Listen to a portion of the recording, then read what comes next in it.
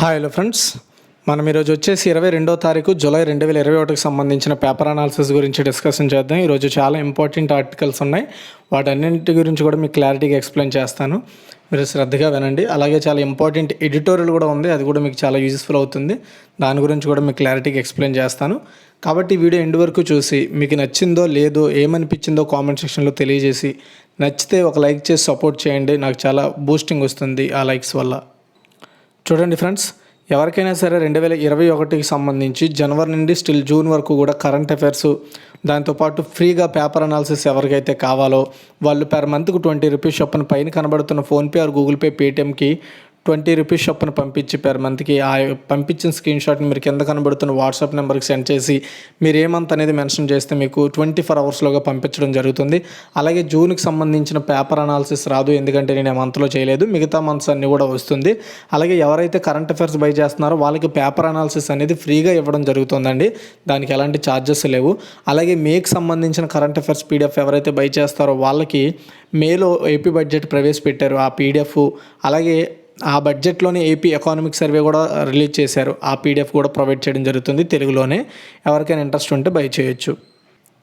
చూడండి, చరిత్రలో నేడు మనం చూసుకున్నట్టయితే జూలై 22న అంటే కరెక్ట్గా ఇదే రోజున జరిగిన కొన్ని సంఘటనలు వేరు వేరు సంవత్సరాల్లో. చూడండి, 1922 ఆ సంవత్సరంలో సంస్కృతాంధ్ర కవయిత్రి పుట్టపర్తి కనకమ్మ జన్మించారు. మరణం 1987. 1923లో భారతీయ హిందీ సినిమా రంగ నేపథ్య గాయకుడు ముఖేష్ జన్మించారు. మరణం 1976. 1925న తెలుగు రచయిత, తెలంగాణ విముక్తి కోసం ఉద్యమించిన కవి దాశరథి కృష్ణమాచార్య జన్మించారండి. అతని మరణం 1987. ఆల్రెడీ ఇతని మీద అవార్డులు కూడా ఇవ్వడం జరుగుతుంది. తెలంగాణ గవర్నమెంట్ ఈరోజు ప్రదానం చేయబోతోంది. 1944లో పోలాండ్కి స్వాతంత్రం వచ్చింది. 1947లో పింగళి వెంకయ్య రూపొందించిన త్రివర్ణ పథకం భారతీయ జాతీయ పతాకముగా ఆమోదం పొందిందండి. ఈరోజు చాలా ఇంపార్టెంట్. 1965లో తెలుగు వ్యంగ్య మహిళా కార్టూనిస్ట్ రాగతి పండరి జన్మించారు. మరణం 2015. ఓకే, తరువాత బైజూస్ చేతికి అమెరికా సంస్థ ఎపిక్ అండి. ఎపిక్ అనేది ఒక ఎడ్యుకేషనల్, అంటే స్కూల్ పిల్లలు ఉంటారు కదా, చిన్నపిల్లలకి, వాళ్ళకి ఆన్లైన్లో పుస్తకాలను చదువుకునేందుకు వీలు కల్పించే ఒక కంపెనీ అనమాట ఇది ఎపిక్ అనేది. ఇది అమెరికాకి చెందిన కంపెనీ, ఎడ్యుటెక్ కంపెనీ. అయితే బైజూస్ అనేది మన దేశానికి చెందిన కంపెనీ అనమాట. ఇది కూడా ఎడ్యుటెక్ కంపెనీయే. చిన్నపిల్లల నుండి పెద్ద పిల్లల వరకు కూడా అందరికీ చదువుకునేలా క్లాసెస్ ప్రొవైడ్ చేసే ఒక కంపెనీ బైజూస్ అనేది. అయితే ఇక్కడ బైజూస్ ఏం చేసిందంటే విదేశాల్లో కూడా తన యొక్క ఉనికిని చాటుకోవడం కోసం, తన సంస్థని విస్తీర్ణం చేయడం కోసం అమెరికాలో ఉన్న ఎపిక్ అనే కంపెనీని కొనుగోలు చేసింది. ఎంతకి? 3,730 కోట్ల రూపాయలు, అంటే డాలర్స్లో చూసుకుంటే $500 మిలియన్ కొనుగోలు చేయడం జరిగిందండి ఈ యొక్క కంపెనీని. అయితే ఎపిక్కు ప్రపంచవ్యాప్తంగా వినియోగదారులుగా 20 లక్షల మంది ఉపాధ్యాయులు, 5 కోట్ల మంది పిల్లలకు తాము చేరువయ్యేందుకు ఈ యొక్క కంపెనీని బై చేసినట్లుగా బైజూస్ అయితే చెప్తోంది. అమెరికాలో కూడా తన కార్యకలాపాలు విస్తరణకు తోడ్పడుతుందని ఈ కొనుగోలు అనేది చెప్తుంది. అయితే అమెరికాలో అదనంగా $1 బిలియన్, అంటే 7,500 కోట్లు పెట్టుబడిగా పెట్టనున్నట్లు బైజూస్ CEO వ్యవస్థాపకుడు బైజూ రవీంద్ర తెలుపుతున్నారు. అంటే అమెరికాలో కూడా మేము పెట్టుబడులు పెడతాము ఈ రంగంలో. అంటే ఇప్పుడు ఈ ఎపిక్ని కొనుగోలు చేశారు కదా, మెల్లిగా ఎపిక్ని బైజూస్ పేరుతో హైలైట్ చేస్తూ అక్కడ దాన్ని డెవలప్ చేస్తారనమాట 7,500 కోట్ల రూపాయలతో. ఓకే, సో మన ఇండియాలోనే అతిపెద్ద స్టార్టప్ కంపెనీ బైజూసే. స్టార్టప్ కంపెనీ బైజూస్, గుర్తుపెట్టుకోండి. కీ పాయింట్స్ అండి. అమెరికా ఎడ్యుటెక్ కంపెనీ అయిన ఎపిక్ని కొనుగోలు చేసిన భారతీయ కంపెనీ ఏదంటే బైజూస్. చాలా ఇంపార్టెంట్, ఎందుకంటే బైజూస్ ఇప్పుడున్న ప్రజెంట్ మన ఇండియాలో అతిపెద్ద స్టార్టప్ కంపెనీ అండి. ఓకే, గుర్తుపెట్టుకోండి. అమెరికా ఎడ్యుటెక్ కంపెనీ అయిన ఎపిక్ను బైజూస్ ఎంత కొనుగోలు చేసిందంటే 3,700 కోట్లు. అండ్ బైజూస్ సంస్థ CEO ఎవరు అంటే బైజూ రవీంద్రన్. అలాగే ఈ బైజూస్ సంస్థ వ్యవస్థాపకుడు ఎవరంటే బైజూ రవీంద్రన్ అండి. ఓకే, గుర్తుపెట్టుకోండి. తర్వాత గ్రామ ఉజాల కింద పేదలకు 4.40 కోట్ల LED బల్బులు అనేసి ఒక ఆర్టికల్ రావడం జరిగింది. అయితే గ్రామ ఉజాల అనేది ఇప్పుడు స్టార్ట్ చేసిన స్కీమ్ ఏం కాదు, చాలా సంవత్సరాలు బట్టి ఈ స్కీమ్ అయితే ఉంది. అయితే ఈ స్కీమ్కి ఆల్రెడీ మొదటి దశలో, రెండో దశలో ఇప్పటికీ కొన్ని జిల్లాల్లో, ఏపీలో, మరి తెలంగాణలో ఎలా ఉందో తెలియదు, ఏపీలో కొన్ని జిల్లాల్లో మాత్రం ఇప్పటికీ 10 రూపాయలు ఇస్తే ఒక 2 బల్బులు ఇవ్వడం, 3 బల్బులు ఇవ్వడం ఇలాంటివి జరుగుతున్నాయి. అయితే ఇంకా కొంతమందికి అందలేదు. అంతేకాకుండా రెన్యువల్ చేసుకోవడానికి మళ్ళీ అవకాశం కల్పించాలనే ఉద్దేశంతో గ్రామ ఉజాలా కింద పేదలకు అడిషనల్గా మన ఇండియాలో ఉండే ఒక 5 రాష్ట్రాలను ఎంపిక చేసింది గ్రామ ఉజాలా కింద ఇంధన శాఖ, కేంద్ర ఇంధన శాఖ ఒక 5 రాష్ట్రాలను సెలెక్ట్ చేసింది. ఆ 5 రాష్ట్రాల్లో ఉన్న 81.55 లక్షల కుటుంబాలకు 4.40 కోట్ల ఎల్ఈడి బల్బులు పంపిణీ చేయడం కోసం రెడీ అయ్యింది. అయితే ఇందుకోసం కేంద్ర ప్రభుత్వ రంగ సంస్థ అంటే కేంద్ర ప్రభుత్వ హయాంలో ఉండే ఎనర్జీ ఎఫిషియన్సీ సర్వీసెస్ లిమిటెడ్, దీని కింద పనిచేసే కన్వర్జెన్సీ ఎనర్జీ సర్వీసెస్ లిమిటెడ్ ఆంధ్రప్రదేశ్లో, ఓకే గుర్తుపెట్టుకోండి, ఇది ఆంధ్రప్రదేశ్లో 450 కోట్ల ఈ పథకం కోసం వెచ్చించి రూపాయలకి అర్హులకి 10 రూపాయలకి 5 బల్బులు ఇవ్వాలని నిర్ణయించింది. దీనికి సంబంధించిన అంటే మీరు దీన్ని ప్రారంభించేందుకు ఒక డేట్ని ఫిక్స్ చేయండి అనేసి ఆంధ్రప్రదేశ్ పంచాయతీ శాఖ మంత్రి రామచంద్ర రెడ్డిని ఈ కన్జర్వెన్సీ ఎనర్జీ సర్వీసెస్ లిమిటెడ్కి చెందిన ఎండి మహువా ఆచార్య ఆయన్ని అడగడం జరిగింది. సో వాళ్ళు ఒక డేట్ ఫిక్స్ చేసిన తర్వాత అప్పటి నుండి 10 రూపాయలకే 5 బల్బులను అయితే సరఫరా చేయడానికి రెడీ అవుతారు. ఈ యొక్క సరఫరా అనేది గ్రామ ఉజాలా అనే ఒక స్కీమ్ కింద స్టార్ట్ అవుతుంది. అంటే గ్రామాల్లో కూడా ఈ యొక్క లైటింగ్ ఎల్ఈడి బల్బుని ప్రేరేపించాలి. దీని ద్వారా ఏమవుతుంది, ఎల్ఈడి బల్బులు ఉండడం వల్ల ఏమవుతుందంటే కరెంటు తక్కువ వస్తుందన్నమాట. ఓకే చూడండి కీ పాయింట్స్. గ్రామ ఉజాలా పథకం కింద పల్లె ప్రాంతాల్లో 4.40 కోట్ల ఎల్ఈడి బల్బులు పంపిణీకి ఇటీవల ఎన్ని రాష్ట్రాలను కేంద్ర ప్రభుత్వం ఎంపిక చేసిందంటే 5. ఎనర్జీ ఎఫిషియన్సీ సర్వీసెస్ లిమిటెడ్ ఎవరికి చెందిన సంస్థ అంటే కేంద్ర ప్రభుత్వం. గ్రామ ఉజాలా పథకం కింద ఆంధ్రప్రదేశ్ రాష్ట్రానికి కన్జర్వెన్సీ ఎనర్జీ సర్వీసెస్ లిమిటెడ్ ఎన్ని కోట్లు కేటాయించిందంటే 450 కోట్లు. ఆంధ్రప్రదేశ్ రాష్ట్ర ప్రస్తుత పంచాయతీరాజ్ శాఖ మంత్రి ఎవరంటే రామచంద్రారెడ్డి. గ్రామ ఉజాలా పథకం కింద అర్హులకు 10 రూపాయలకి ఎన్ని బల్బులు ఇస్తారు అంటే ఎల్ఈడి బల్బులు 5. గ్రామ ఉజాలా పథకం కింద కేంద్ర ప్రభుత్వంలో ఏ మంత్రిత్వ శాఖ కిందకు వస్తుందంటే ఈ పథకము కేంద్ర ఇంధన శాఖ. ఓకే అది. తర్వాత ప్రభుత్వ ఉద్యోగాల్లో ట్రాన్స్జెండర్లకు 1% రిజర్వేషన్ అండి. యాక్చువల్గా ఇప్పుడు ప్రతి స్టేట్కి ఒక పబ్లిక్ సర్వీస్ కమిషన్ ఉంటుంది కదా. ఏపీకి తెలంగాణకి ఎలా అయితే అంటే Telangana state public service commission, Andhra Pradesh state public service commission, అలాగే కర్ణాటక ఆ యొక్క కర్ణాటక పబ్లిక్ సర్వీస్ కమిషను రీసెంట్గా ఒక నోటిఫికేషన్ రిలీజ్ చేసిందనమాట. ఆ నోటిఫికేషన్లో మంగళముఖి అంటే ట్రాన్స్జెండర్స్ అని అర్థం. ట్రాన్స్జెండర్లకి కూడా 1% రిజర్వేషన్ కల్పించిందండి. ఓకేనండి, ట్రాన్స్జెండర్లకి 1% రిజర్వేషన్ ప్రభుత్వ ఉద్యోగాల్లో 1% రిజర్వేషన్ కల్పించిన రాష్ట్రం కర్ణాటక. అయితే 1977లో ఉన్న నిబంధనలను సవరించి అంటే వాటిని చేంజ్ చేసి ఒక గెజెట్ని జారీ చేయమని హైకోర్టు వివరించింది. దాని ద్వారా మంగళముఖిలకు కూడా రిజర్వేషన్ ఇచ్చిన తొలి రాష్ట్రంగా కర్ణాటక గుర్తింపు పొందిందండి. అయితే వీళ్ళు ఈ రీసెంట్ నోటిఫికేషన్లో రిజర్వ్ పోలీస్ కానిస్టేబుల్ బ్యాండ్స్మెన్ ఉద్యోగ నియామకాల్లో మంగళముఖులకు అవకాశం కల్పించకపోవడంపై సంఘం సంస్థ దాఖలు చేసిన పిటిలకు కర్ణాటక హైకోర్టు ధర్మాసనం మంగళవారం విచారణ చేపట్టింది. రాష్ట్ర ప్రభుత్వ నియామకాల్లో మంగళముఖులకు కూడా 1% హారిజంటల్ రిజర్వేషన్ కల్పించాలని ప్రభుత్వం తరపు న్యాయవాది అడగడంతో దాన్ని ఓకే చేసిందనమాట కర్ణాటక పబ్లిక్ కమిషన్. చాలా మంచి నిర్ణయము. అయితే ట్రాన్స్జెండర్లో కొంతమంది చదువుకున్న వాళ్ళు ఉన్నారు, చదువుకోలేని వాళ్ళు కూడా ఉన్నారు. అది కొంతమంది ట్రాన్స్జెండర్స్ వల్ల ఏంటంటే బాగా ఉండే ట్రాన్స్జెండర్లు కూడా చెడ్డ పేరు వస్తుంది. దయచేసి అలాంటి పనులు చేయకుండా అంటే చాలామంది అంటారు మాకు ఎవరు పనులు ఇస్తారని. మీకు ఎందుకు పనులు ఇవ్వట్లేదో దాని మీద మీరు ఫైట్ చేయండి, ఖచ్చితంగా మీరు సక్సీడ్ అవుతారు. అంతేగాని ఇంకా మిమ్మల్ని అంటే కొంతమంది ఉంటారు వాళ్ళు దిగజార్చుకునేలా లైక్ ఏంటంటే ట్రాఫిక్స్లోని అక్కడక్కడ డబ్బులు అడగడం, కొంతమంది దౌర్జన్యాలు కూడా చేస్తారు బస్సుల్లో, ట్రైన్స్లో, ఇలాంటి వాటిల్లో. కాబట్టి దయచేసి అంటే మీకు కూడా ఒక వాల్యూ ఉంది, మీకు తెలియట్లేదు, మీరు కూడా హ్యూమన్సే, మీలో పెద్దగా కొత్తగా చెప్పుకుని ఏం లేదు అని వాళ్ళు అవగాహన పెంచుకోవాలి. అండ్ ప్రజలు కూడా వాళ్ళు చూసే దృష్టి మార్చుకోవాలి. వీళ్ళు కొంచెం వెరైటీ క్యాండిడేట్స్ ఈ మెంటాలిటీ చాలామందిలో ఉంది. కాబట్టి దయచేసి మీరు అంటే మనం కూడా మెంటాలిటీ మార్చుకోవాలి. వాళ్ళు దిగజారే పనులు చేయకుండా ఉంటే చాలా బాగుంటుంది. అంటే చెప్పాను కదా, వాళ్ళకి ఏదైతే దొరకట్లేదో దాని మీద ఫైట్ చేయాలి, అప్పుడు నిజంగా వాళ్ళు సక్సీడ్ అవుతారు. కాబట్టి మన ఇండియాలో ఫస్ట్ టైం ట్రాన్స్జెండర్లకి 1% ప్రభుత్వ ఉద్యోగాల్లో 1% రిజర్వేషన్ కల్పించిన మొదటి రాష్ట్రం కర్ణాటక. అయితే దీనికి సంబంధించి చూడండి, ట్రాన్స్జెండర్లను మంగళముఖి అని ఏ రాష్ట్రంలో పిలుస్తారంటే కర్ణాటక. ప్రభుత్వ ఉద్యోగాల్లో ట్రాన్స్జెండర్లకు ఏ రాష్ట్ర పబ్లిక్ సర్వీస్ కమిషన్ రిజర్వేషన్ కల్పించింది అంటే కర్ణాటక. అలాగే ఇలా ట్రాన్స్జెండర్ కూడా రిజర్వేషన్ కల్పించిన మొదటి రాష్ట్రం కూడా కర్ణాటక అని గుర్తుపెట్టుకోండి. తర్వాత కరేజ్ అండ్ సివిలిటీ అవార్డు, ఈ గుర్తుపెట్టుకోండి, చాలా ఇంపార్టెంట్ అవార్డు అండి. ఎందుకు ఇంపార్టెంట్ అవార్డు అని కూడా చెప్తాను. విజయవంతంగా అంతరిక్ష యాత్ర పూర్తి చేసుకున్న సందర్భంగా ప్రపంచ కుబేరుడు అంటే ప్రపంచంలోనే బాగా సంపన్నుడు అమెజాన్ వ్యవస్థాపకుడు జెఫ్ బెజోస్ ఆసక్తికరమైన ప్రకటన చేశారండి. ఏంటంటే కరేజ్ అండ్ సివిలిటీ పేరిట $100 మిలియన్ అవార్డును ప్రకటించారు. ఎందుకు చెప్పానంటే $100 మిలియన్ అంటే అదేం చిన్న విషయం కాదు. అందుకనే చాలా ఇంపార్టెంట్ అవుద్ది ఇది ఫ్యూచర్లో. కరేజ్ అండ్ సివిలిటీ పేరిట $100 మిలియన్ అవార్డును అయితే ప్రకటించడం జరిగింది. ఈ అవార్డు ఎవరికి ఇస్తారంటే మానవ వివక్ష సవాలును అంటే మనుషుల మీద వివక్ష చూపిస్తారు కదా, అలాంటి వాటి మీద ఫైట్ చేసి అలాంటి వివక్షతను తుడిచేయడం కోసం జనాలతో పాటుపడే ఒక లీడరు ఉంటారు కదా, అలాంటి లీడర్లకు ఈ యొక్క అవార్డుని అయితే ఇవ్వడం జరుగుతుంది. అయితే ఫస్ట్ టైము ఇద్దరికి ఇచ్చారండి అవార్డులు.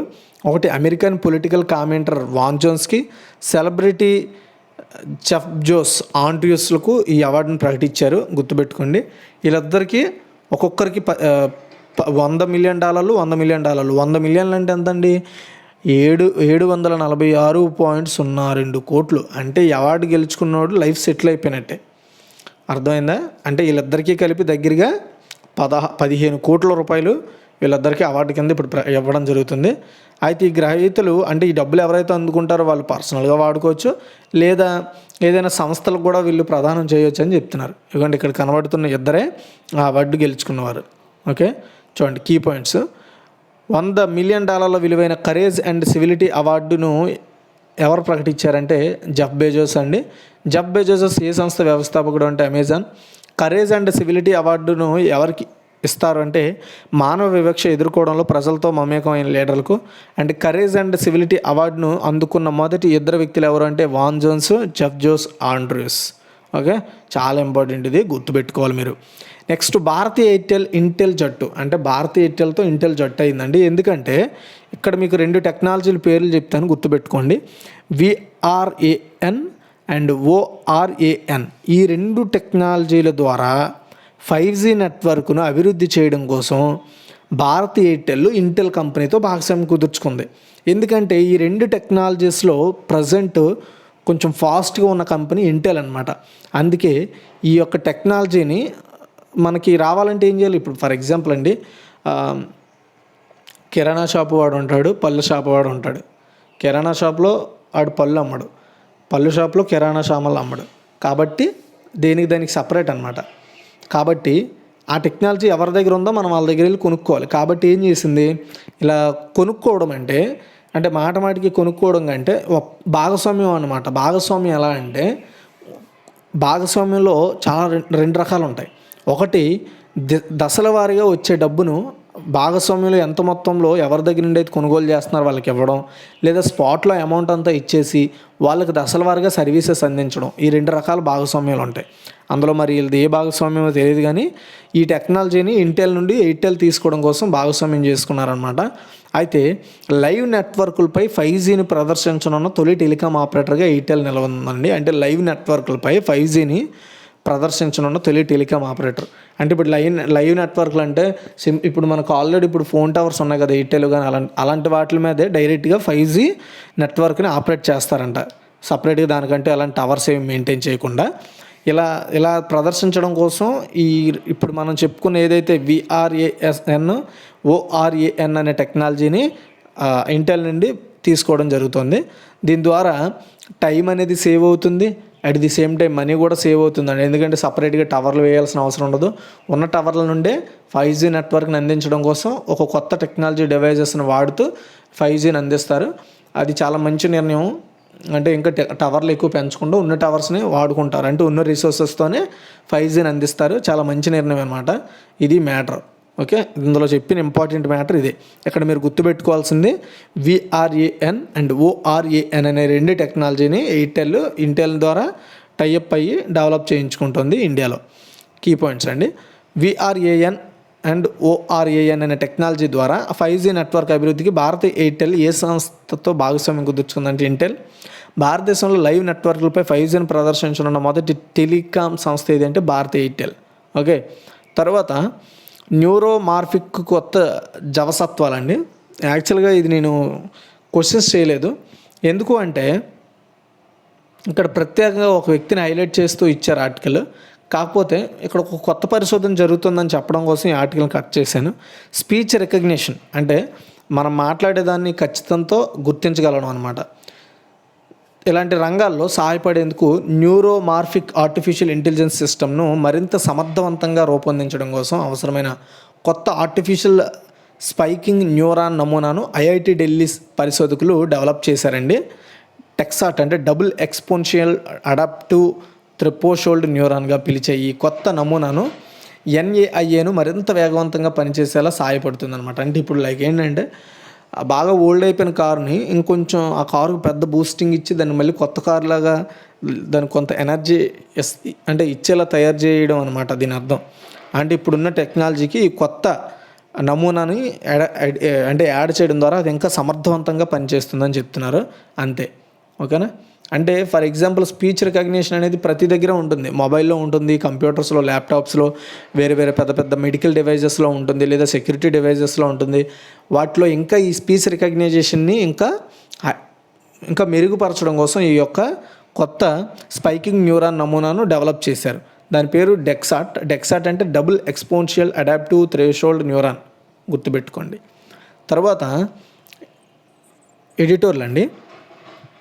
ఎడిటోర్లు అనేది రాజద్రోహం పద్దులో హక్కుల హననం అంటే పోతున్నాయని, హక్కులకు భంగం కలుగుతుందని అర్థం. పద్దులు, రాజద్రోహం పద్దులు అంటే రాజద్రోహం పద్దు అంటే ఏంటి, ఆ లిస్టులో హక్కులు హననం అవుతున్నాయని చెప్తున్నారు. రాజద్రోహంలో ఇప్పటివరకు నమోదైన కేసుల్లో వాళ్ళ హక్కులు, ఇప్పుడు ఫర్ ఎగ్జాంపుల్ చెప్తాను, అదంతా మీకు ఎక్స్ప్లెయిన్ చేస్తాను. ఎడిటోర్లు చెప్పిన తర్వాత మీకు చెప్తే మీకు కొంచెం క్లారిటీ వస్తుంది.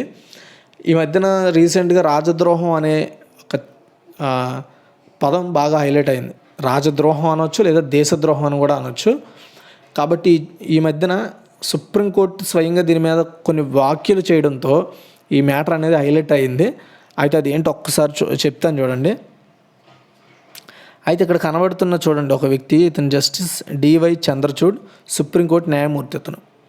అయితే ఇతను ఏం చెప్తున్నాడంటే, ఉగ్రవాద వ్యతిరేక చట్టంతో సహా మరే చట్టాన్ని దేశంలో అసమ్మతిని అణిచివేయడానికి కానీ, పౌరులను వేధించడానికి కానీ దుర్వినియోగం చేయరాదు అని చెప్తున్నారు. అంటే దేశద్రోహం చట్టం అంటే ఏంటి, మన దేశానికి సంబంధించిన ఉగ్రవాద వ్యతిరేక చట్టంతో, అంటే ఇప్పుడు ఏంటంటే ఉగ్రవాదులు ఉంటారు, పాకిస్తాన్ ఎవరైనా ఉగ్రవాది వచ్చి మన దేశంలో బాంబు దాడి చేయడానికి ఏ భారతీయుడో సాయం చేశాడు అనుకోండి, అది రాజద్రోహం, లేదా అంటే రాజద్రోహం చట్టం కింద వాడిని, అంటే ఉగ్రవాద వ్యతిరేక చట్టంలో భాగంగా అతన్ని శిక్షించవచ్చు. అది వాడు దేశానికి ద్రోహం చేసినట్టు. అంతేగాని మనకి కావలసిన హక్కులను మనం అడగడం వల్ల ఇంకా ఎక్కువ మందిని ప్రేరేపిస్తున్నాం అనే ఉద్దేశంతో అది దేశద్రోహం చట్టం కింద పరిగణించబడి కేసులు పెట్టడం అనేది తప్పు. ఓకేనా, అంటే దీని అర్థం ఏంటంటే, అంటే మనం ఇకపై మనకు కావాల్సిన హక్కులు అడగడం తప్పుగా ఈ రాష్ట్ర ప్రభుత్వాలు, కేంద్ర ప్రభుత్వాలు డిజైన్ చేసుకుంటున్నాయి. దాని మీద ఎవరు ప్రశ్నించకపోవడం, అది యాక్చువల్గా రాజ్యాంగ విరుద్ధం. కానీ దాన్ని ఎవడు అడగకపోవడం వల్ల ఎవరు దాని మీద ఎక్కువగా రాష్ట్రాలు అణిచివేస్తున్నాయి. ఎవరైనా ఏమైనా అడిగారు అనుకోండి, వాడు ఏమైనా ప్రభుత్వాన్ని ప్రశ్నించడం అనేది హక్కు, మనకున్న హక్కు. ఎందుకంటే మనం ఓటు వేసాం కాబట్టి మనకు హక్కు ఉంది, అడిగే హక్కు ఉంది. కాబట్టి దాన్ని దేశద్రోహం ఎలా అంటాం? నువ్వు తప్పు చేస్తున్నావు ముఖ్యమంత్రి, నువ్వు తప్పు చేస్తున్నావు ప్రధానమంత్రి అనేది మన హక్కు అడగడం, చెప్పడం. అంతేగాని అది రాజద్రోహం కాదు అనేది స్వయంగా సుప్రీంకోర్టు న్యాయమూర్తులు చెప్తున్నారు. సరే, అది పక్కన పెడితే, భారత రాజ్యాంగం పౌరులకు ప్రతిపాదించిన భావ ప్రకటన స్వేచ్ఛ పరిధిలో చాలా విశాలమైంది. అంటే మన భావాన్ని వ్యక్తపరచడం అది హక్కు, తప్పు లేదు. అంటే విమర్శన కూడా తప్పు కాదని చెప్తోంది. విమర్శ కాదు, అది భావన, నా లోపల ఉన్న ఆలోచన. విమర్శించాల్సిన అవసరం ఏం లేదు కదా మనం ఎవరిని. అది అంటే పొలిటికల్ లీడర్స్ వాళ్ళు విమర్శించుకుంటారు. కానీ ఒక ప్రజలు, ఒక వ్యక్తి, ఒక పౌరుడు ఏ వ్యక్తిని విమర్శించాల్సిన అవసరం లేదు కదా. తనకు కావాల్సింది లేదా తన మీద అనిపించిన ఒపీనియన్ చెప్తున్నాడు. అది భావ హక్కుకు సంబంధించిన, భావ ప్రకటన స్వేచ్ఛకు సంబంధించిన హక్కు. అది అసమ్మతిని వ్యక్తపరచడానికి, ప్రభుత్వ చర్యలు విధానాలను నిరసిస్తూ ప్రదర్శనలు నిర్వహించడానికి ప్రజలకు ఈ ప్రాథమిక హక్కు స్వేచ్ఛ ఇస్తుంది. ఈ హక్కు లేకపోతే నిరంకుశత్వ రాజ్యం వెళ్తుందని చెప్పాలి. ఇప్పుడు ఉన్నా సరే అదే జరుగుతోంది, అది వేరే విషయం. దీన్ని దృష్టిలో ఉంచుకొని ప్రభుత్వం చట్టసభలు అధికార దుర్వినియోగం నుంచి పౌరుల ప్రాథమిక హక్కులను కాపాడే బాధ్యతను రాజ్యాంగం న్యాయస్థానాలకు కట్టబెట్టింది. ఓకే, అంటే దీన్ని హ్యాండిల్ చేసే యొక్క అంటే అధికారము రాజ్యాంగము న్యాయస్థానాలకి అంటే కోర్టులకి అప్పచెప్పింది. పాలన, న్యాయ, శాసన వ్యవస్థలు అన్నీ రాజ్యాంగానికి లోబడి పనిచేయాల్సిందే. కానీ కొన్నేళ్లుగా ప్రభుత్వ విధానాలను శాంతియుతంగా వ్యతిరేకిస్తున్న పౌర సంఘాలు, సామాజిక కార్యకర్తలు, మేధావులు నోరు నొక్కడానికి చట్టాలను దుర్వినియోగం చేస్తున్నారు. ఉద్యమకారులను రాజద్రోహాలకు చిత్రిస్తూ IPC 120A సెక్షన్ కింద కేసులు పెడుతున్నారు. 1967 నాటి చట్ట వ్యతిరేక కార్యకలాపాల నిరోధక చట్టం, దాని పేరు ఉప, దీని కింద ఉగ్రవాదులుగా ముద్ర వేస్తున్నారు. ఉగ్రవాదులు అంటే ఎవరండి? వేరే దేశం నుండి వచ్చి మన దేశంలో ఉన్న ప్రజలని లేదంటే ప్రభుత్వాన్ని నాశనం చేసేవాడిని ఉగ్రవాదిగా మనం పిలుచుకుంటాం. అయితే ఉప ఎంతటి తిరోగమన శాసనమో ఇటీవలే జ్యుడిషియల్ కస్టడీలో చోటు చేసుకున్న ఫాదర్ స్టాన్ స్వామి మరణం చాటి చెప్పింది. మన దేశంలో ఉన్న ఒక వ్యక్తి, ప్రజల కోసం చాలా పాటుపడిన వ్యక్తిని ఇప్పుడు చెప్తున్న ఈ ఉపా చట్టం కింద ఇప్పుడు స్టిల్ చనిపోయారండి. అంటే అతను ఇప్పుడు జైల్లో ఉండే చనిపోయారు అంటే అర్థం చేసుకోండి. అంటే అతను తప్పే ఎవరి మీద అతను ఎలాంటి రక్తపాతం కూడా కాల, నిరసనలు చేశాడు ఒక ఉద్యమకారుడు. అలాంటి వ్యక్తిని ఉగ్రవాదిగా చిత్రీకరించి అతను మొత్తం జైల్లోనే చనిపోయేలా చేశారనమాట. అలాంటి పరిస్థితి ఉంది. అయితే 84 ఏళ్ల స్టాన్ స్వామి అనేక వ్యాధులతో బాధపడేవారు. అయినా వైద్య కారణాలపై తాత్కాలిక బెయిల్ ఇవ్వడానికి బాంబే హైకోర్టు, జాతీయ దర్యాప్తు సంస్థ, ప్రత్యేక న్యాయస్థానం నిరాకరించాయి. ఇప్పుడు ఆ బాంబే హైకోర్టులో ఉన్న న్యాయమూర్తులే అతను చాలా మంచి వ్యక్తి, చాలా మంచి ఉద్యమకారుడు, అది ఇదని పొగుడుతున్నాయి. ఓకే, అయితే జాతీయ దర్యాప్తు సంస్థ, ప్రత్యేక న్యాయస్థానం నిరాకరించాయి. ఉపా కింద ఆరోపణకు గురైన వ్యక్తికి బెయిల్ రావడం అసాధ్యమని స్వామి ఉదాంతం నిరూపిస్తోంది. అసలు ఏ వ్యక్తినైనా సరే ఉగ్రవాదిగా ఆరోపించడానికి ఈ చట్టంలో 35 అంటే 35వ సెక్షన్ ప్రభుత్వానికి అపరిమిత అధికారం ఇస్తోంది. దీనిపై ఎలాంటి నియంత్రణలు, సమతుల్యపరిచే నిబంధనలు లేవు. ఏ నిర్బంధ అధికారమైనా మన ప్రజాస్వామ్య పునాదులను దెబ్బతీస్తుందని గ్రహించి సుప్రీంకోర్టు బెయిల్ మంజూరుపై గతంలో విధించిన నిషేధాన్ని ఎత్తివేసే విషయాన్ని పరిశీలించాలి. అయితే జాతీయ నేర గణాంకాల సంస్థ రికార్డుల ప్రకారం 2016-19 మధ్య రాజద్రోహం కింద నమోదైన కేసులు 160% పెరిగాయి. నేర నిర్ధారణ మాత్రం 33.3% నుంచి 3.3%కి పడిపోయింది. అయితే అంటే నేర నిర్ధారణ అంటే అది నిజంగా నేరమా కాదనేది నిర్ధారించడం అనేది చాలా దారుణమైన సిచ్యువేషన్లో ఉందని చెప్తున్నారు. అయితే 2014-19 మధ్య దేశవ్యాప్తంగా 326 రాజద్రోహం కేసులు నమోదయ్యాయి. అయితే 6గురిపైనే నేరాపరంలో రుజువయ్యాయి. ఇటీవల కేంద్ర హోంశాఖ ఈ విషయాన్ని స్వయంగా ప్రకటించింది. అక్రమ కేసులు బనాయింపుపై ఈ పరిస్థితికి కారణమని భావించవచ్చు. ఉపా కింద అరెస్ట్ అయిన వారిలో 66% నిర్దోషులుగా విడుదలయ్యారు. నేరం చేయకపోయినా 3 నుంచి 5 ఏళ్ల జైలుల్లో మగ్గాకే వారిని వదులుతున్నారు. ఇంతకన్నా అన్యాయం మరొకటి ఉంటుందా? రాజకీయ ప్రత్యర్థులపై ప్రభుత్వ విధానాలను ప్రజాస్వామ్యబద్ధంగా వ్యతిరేకించే చైతన్యశీలరమైన ఇటువంటి కేసులు ఎక్కువగా పెడుతున్నారు. ఇంతకాలం న్యాయస్థానాలు, NIA, ప్రత్యేక కోర్టులు ఉపా చట్టంలో 4-6 సెక్షన్ కింద అరెస్ట్ అయిన వారికి వైద్య కారణాలపై తాత్కాలిక బెయిల్ ఇవ్వడానికి సైతం నిరాకరిస్తూ వస్తున్నాయి. దీంతో బాధితులు దీర్ఘకాలం జైల్లో మగ్గిపోవాల్సి వస్తుంది. ఇటీవల ఢిల్లీ హైకోర్టు 3 విద్యార్థులకు బెయిల్ ఇవ్వడంతో పరిస్థితిలో కొంచెం మార్పు కనిపిస్తోంది. పౌరసత్వ సవరణ చట్టానికి నిరసనగా ప్రదర్శనలు జరపడమే వారు చేసిన నేరం. రాజ్యాంగం ప్రసాదించిన భావ ప్రకటన స్వేచ్ఛ కింద ప్రభుత్వ విధానాల నిరసన తెలిపే హక్కు వీరికి ఉంది. దీన్ని ఉగ్రవాదంగానో ఉగ్రవాద ప్రేరేపణగానో పరిగణించుకోకూడదని హైకోర్టు క్లారిటీ చేసింది. ఢిల్లీ హైకోర్టు అఖిల్ గోగోయ్ కేసులోనూ నిరసన ప్రదర్శనలు నిర్వహించడం, శాంతియుతంగా రాస్తారోకాలు, హర్తాళ్ళు పాటించడం దేశ సార్వభౌమత్వానికి, ఆర్థిక భద్రతకు భంగకరంగా పరిగణించరాదని NIA ప్రత్యేక కోర్టు కూడా తీర్పిచ్చింది. ఇలాంటి నిరసనకారులపై ఉపా చట్టంలోని 4-6 సెక్షన్లు ప్రయోగించకూడదని కూడా క్లారిటీ ఇచ్చేసింది. ఉగ్రవాద నిరోధం పేరిట ప్రభుత్వ పౌరుల ప్రాథమిక మానవ హక్కులను హరించకూడదని ఆ 2 తీర్పులు క్లారిటీ చెప్తున్నాయి. ఒకటి మనకి NIA ప్రత్యేక కోర్టు ఇచ్చిన తీర్పు, ఢిల్లీ హైకోర్టు ఇచ్చిన తీర్పులు ఇలా మీరు ఉగ్రవాదం పేరుతో ఉద్యమకారుల్ని అంటే ప్రాథమిక మానవిక హక్కులను మీరు హరించకూడదని క్లారిటీ చేస్తున్నట్లు తెలుస్తోంది. ఉపాను రాజద్రోహ నిరోధానికి ఉద్దేశించిన ఐపీసీ 124A సెక్షన్లో కలగలిపి రాజకీయ ప్రత్యర్థులపై ప్రయోగించే ధోరణి ఈ మధ్యకాలంలో చాలా ఎక్కువైంది. 1962 నాటి కేదార్నాథ్ సింగ్ కేసులో 124A రాజ్యాంగబద్ధతను సమర్థిస్తూనే శాంతియుతంగా నిరసన తెలిపే రచనలు రాజద్రోహ నేరం కిందకి రావని సుప్రీంకోర్టు స్పష్టం చేసింది. ఇతర కేసుల్లోనూ ఇదే అంశాన్ని చాటి చెప్పింది. హింసను రెచ్చగొట్టడానికి, సామాజిక అవ్యవస్థను ప్రేరేపించడానికి ఉద్దేశించిన చర్యలు, రాతలను మాత్రమే రాజద్రోహంగా పరిగణించాలని సర్వోన్నత న్యాయస్థానం తన తీర్పులో తేల్చి చెప్పిందండి. గుర్తుపెట్టుకోండి, హింసను రెచ్చగొట్టడానికి, సామాజిక అవ్యవస్థను ప్రేరేపించడానికి ఉద్దేశించిన చర్యలు లేదా అలాంటి రాతలు మాత్రమే రాజద్రోహంగా పరిగణించాలని సుప్రీంకోర్టు చెప్పింది. అయినా రాజకీయ కక్ష సాధింపులకు ఐపీసీ చట్ట నిబంధనలను పదే పదే వాడుకుంటున్నారు. పౌర అసమ్మతిని అణిచివేయడానికి ఆంగ్లేయ ప్రభుత్వం సెక్షన్ 124Aను ఉపయోగిస్తోందని మహాత్ముడే విమర్శించారు.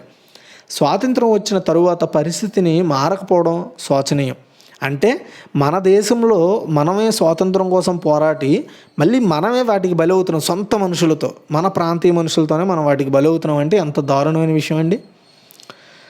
అయితే ఇది ఇంకా కొనసాగించడం అవసరమా అని ఇటీవల సుప్రీంకోర్టు కూడా క్వశ్చన్ చేసింది. అనే ఒక ఈ చట్టం రాజద్రోహం నిబంధనల దుర్వినియోగం ఇలాగే సాగితే పరిస్థితిని విద్రోహాలు తమకు అనుకూలంగా మలుచుకొని యువజనులను పాలనా వ్యవస్థకు వ్యతిరేకంగా రెచ్చగొట్టే ప్రమాదం ఉంది. దీన్ని నివారించడానికి రాజ్యాంగంలో ఉల్లంఘించిన ప్రకారమే ప్రాథమిక మానవిక హక్కులను భంగం కలిగించిన రీతిలో ఉగ్రవాద నిరోధక చట్టాల్లో తగినన్ని మార్పులు చేర్పులు చేయాలి.